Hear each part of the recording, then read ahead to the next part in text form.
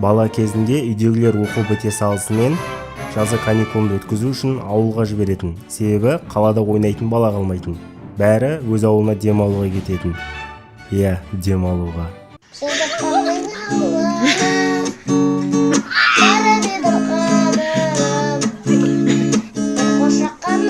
Азанымен сағат 6-да тұра сала, қолыңа таяқ алып, сиырларды өріске айдайсың.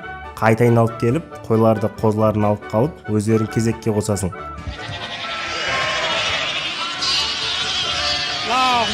Ей, мынау неге жатыр?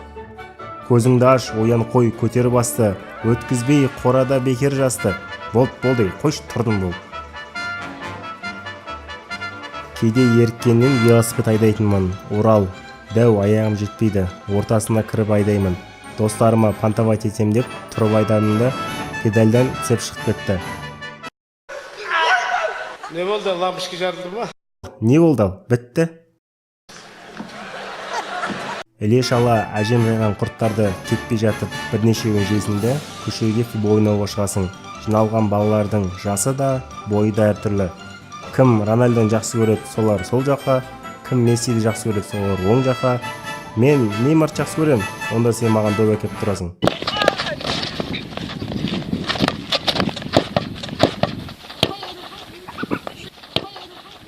Біреудің терезесі шағылмай, біреу жыламай, ойын бітпейтін. Кешкі тұрым теледидарды қосасың. Сондағысы 2-ақ канал көрсетеді. Намысуда көріп ұйықтайын дейсің. Әжем масаханаға төсек салып қойған. Сіздерді қайдам? Маған сол масахананың ішінде ылғи ауа жоқ сияқты сезіледі. Жел шығармай жат, сквозняк жоқ. Эх, ауытыны қала сияқты емес қой, өте тыныш. Миың кәдімгідей демалып қалады бар ғой.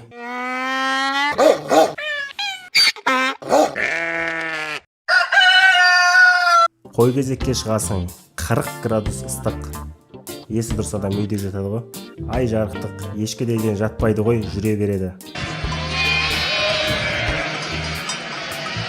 2-3 баланы ертіп алып, қой тоқтыға барасың. Қойды суға лақтырасың, сосын сені лақтырады. Олар шомылады, таза болып, ал сен қотыр боласың. Әжем көрпе тіккен соң, оған жүн керек. Табиғаттан ешкі тақыр тері, сондықтан оның орнына қой жүнін аламыз. Енді сен мына екі шетін аласың да төбесін қалдырасың ғой.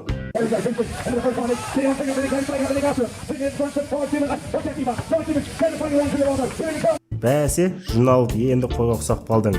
Тек тұрың пальманың бас болмаса. Кешке жақын самастаятын сиырлар үйге өз келеді.